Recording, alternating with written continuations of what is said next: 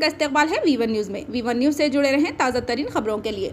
लगभग 2 साल तक बंद रहने के बाद हीरा ग्रुप की हेड ऑफिस जहरा नगर बंजारा हिल रोड नंबर 10 का दोबारा इफ्तिताह अमल में आया। इस मौके पर हीरा ग्रुप की CEO नौहरा शेख अपने अफराद ख़ानदान के साथ मौजूद थे। इसके अलावा हीरा ग्रुप के इन्वेस्टर्स की कसी तादाद कंप्लेनर और नॉन कंप्लेनर्स भी मौजूद थे। इस मौके पर नौहरा शेख ने नॉन कंप्लेनर से मुलाकात की और जो इनके खिलाफ कंप्लेन करे उन्होंने उनसे बात करना भी मुनासिब नहीं समझा। इन्वेस्टर्स बरहम होकर हंगामा शुरू कर दिया। नौहरा शेख ने मीडिया के नुमाइंदों से बात करते हुए सारी तफसील बताई। आइए सुनते हैं उन्हीं की ज़ुबानी। चैनल को लाइक करें, शेयर करें और बेल आइकन को प्रेस करें ताकि हमारी नोटिफिकेशन सबसे पहले आप तक पहुंच सके।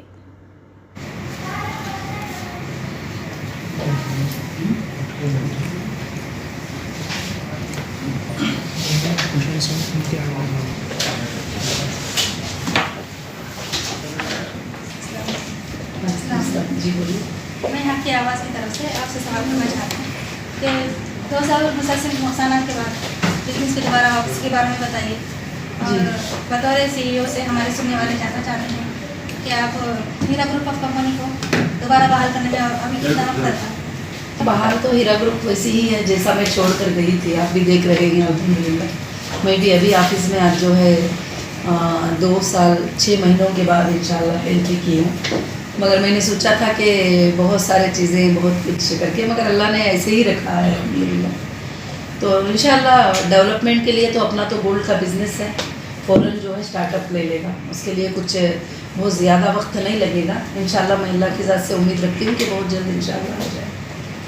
अपनी हीरा ग्रुप ऑफ कंपनी की जो दूसरी ऑफिसेस है जो कि कलकत्ता है, मुंबई जी। है और तिरुपति में भी है जी। तो इसकी दोबारा रीओपनिंग के बारे में आप क्या बताना चाहेंगे? और सबसे ज़्यादा कि आज जो सेंट्रल ऑफिस हमारी ओपन हुई है ये बहुत बड़ी ऑफिस है अल्हम्दुलिल्लाह। 1,20,000 सेफ्टी पे ऑफिस है हमारी और जिसमें हमारा टोटल कनेक्टिंग ऑफिसेज जो ब्रांच ऑफिसेज होते हैं उसका वर्क यहाँ पे अल्हम्दुलिल्लाह चलता था।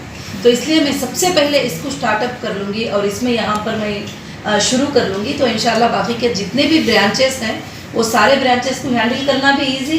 अभी कोविड-19 के सिचुएशन में हर जगह के छोटे ब्रांच ज़रूरत नहीं है। यहाँ से ही हम सारे कस्टमर को टोटल वर्ल्ड को हम हैंडल कर सकते हैं। ये तेलंगाना ब्रांच है मैम ने हैदराबाद का? नहीं, ये ब्रांच है यानी टोटल पुलिस सेंटर है। तो भाई आपका शेड्यूल्स कैसे स्टार्ट हो रहा, कब से स्टार्ट हो रहा और आपका ये जो फिर से आपको कुछ एक्सटेंड करा है आप उसका मेल का पब्लिक में थोड़ा सा आपका मैसेज रहना ज़रूरी है? हाँ बिल्कुल। देखिए सुप्रीम कोर्ट ने मुझे कंडीशनल पे बेल दिया है जी।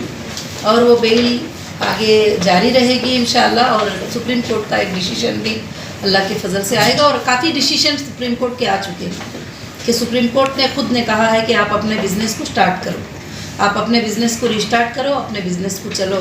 तो इंशाल्लाह मैं पूरी कोशिश करूँगी अपने बिज़नेस को चलाने की। अल्लाह के फजल से आइंदा भी अल्हम्दुलिल्लाह सब कुछ अच्छा हो।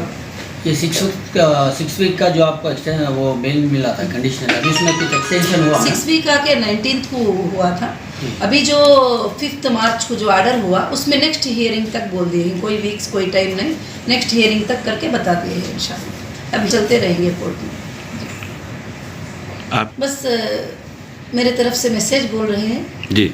मैं बस सारे इन्वेस्टर को जो भी मेरे साथ खड़े थे और जो मुझे साथ दिए और अल्हम्दुलिल्लाह इतना पैनिक क्रिएट होने के बाद भी मेरे मेंबर मेरे इन्वेस्टर सब्र करके मेरे साथ रहे। मैं तो उनके लिए आज बहुत बड़ी मुबारकबादी और खुशखबरी बताती हूँ। क्यों करके बोले तो उनका खड़े रहना, उनका सब्र करना ही आज मेरी जीत है और उनकी जीत है। सबसे पहले उनकी जीत है क्योंकि उनके दिलों की तसल्ली के लिए ये कंपनी का ओपन होना सबसे पहले हमारे इन्वेस्टर के दिल को तसल्ली और हमारे मेंबर्स के दिल को बहुत ज़्यादा सुकून मिला है। और मैं अल्लाह की ज़ात से उम्मीद रखती हूँ कि आगे इंशाअल्लाह उनके लिए बहुत गोल्डन फ्यूचर होगा। ज़रूर इंशाअल्लाह उनके लिए कंपनी काम करेगी और जैसे पहले परफॉर्मेंस थे उससे अच्छे परफॉर्मेंस कंपनी के रहेंगे इंशाअल्लाह। आपा अभी जो है ना प्रॉब्लम क्रिएट हुआ है पब्लिक को लेके, हीरा मेंबर्स को लेके जो है ना कि पैनिक हो जा रही पब्लिक की, आपा फुल डिटेल्स क्यों नहीं दे रही, तो उसके बारे में आप थोड़ा वजाहत करिए। आप देखिए कुछ लोग ऐसे होते हैं, बहुत नादान होते हैं, आप लोग सब समझ सकते हैं। आपा तो पहले दिन से डिटेल्स उनको दे ही रही है, एक दिन स्टेप बाय स्टेप क्योंकि 3 साल कंपनी के बंद होने के बाद अचानक तो ओपन करके कोई भी बड़ी से बड़ी कंपनी भी जो है उसको रन करने के लिए कोई स्विच नहीं है ऑन करने के लिए।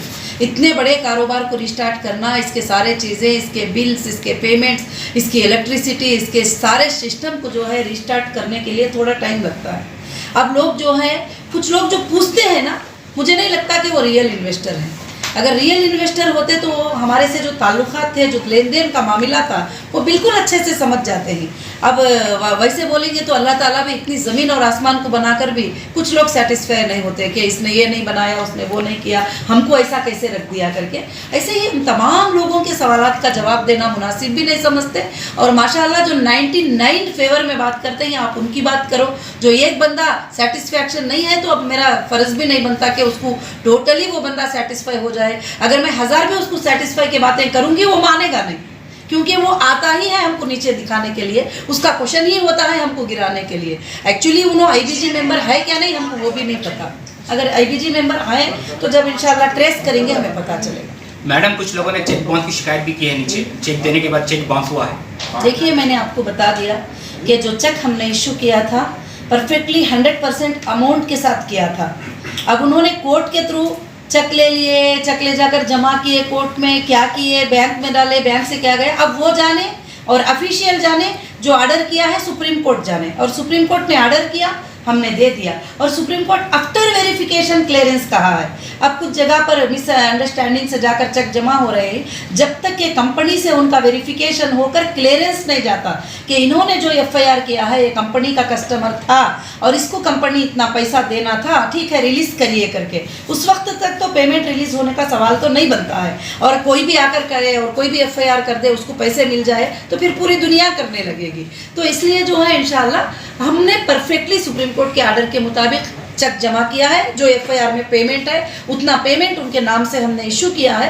अब कोर्ट का काम है, उनको कल दे दे, परसों दे दे, आज दे दे, ना दे, रिजेक्ट करे, उन्होंने कोर्ट को ही अप्रोच होकर पूछ सकते हैं। अब नौहीरा शेख या हीरा ग्रुप का कोई स्टाफ उसका जवाब देने का कोई जिम्मेदार नहीं है। मतलब आपका कहना है कि अगर वो लोग यहाँ पे आएंगे तो उनको कोई मसले उनको अलाउ ही नहीं है जी, उनको अलाउ ही नहीं है। जब एक कंपनी पर तुमने इतना इल्ज़ाम लगाया और तुमने चीटिंग का इल्ज़ाम लगाया, फ्रॉड का इल्ज़ाम लगाया, आपने गलत गलत खलमों को जो है हमारे लिए ऐड करे, तुम्हारे वजह से हमारे सारे लाखों के लोगों को तकलीफ हुई, लोग रोए हैं, तो फिर हम कोर्ट में तुम चले गए तो हम भी कोर्ट में रिप्लाई कर रहे हैं। तुमको जो भी क्वेश्चन करना है कोर्ट से करो। अब मुझे आके करेंगे तो मैं कुछ नहीं बोलूँगी ना, फिर यहाँ आना ही गलत था उनका, यहाँ पूछना भी गलत था।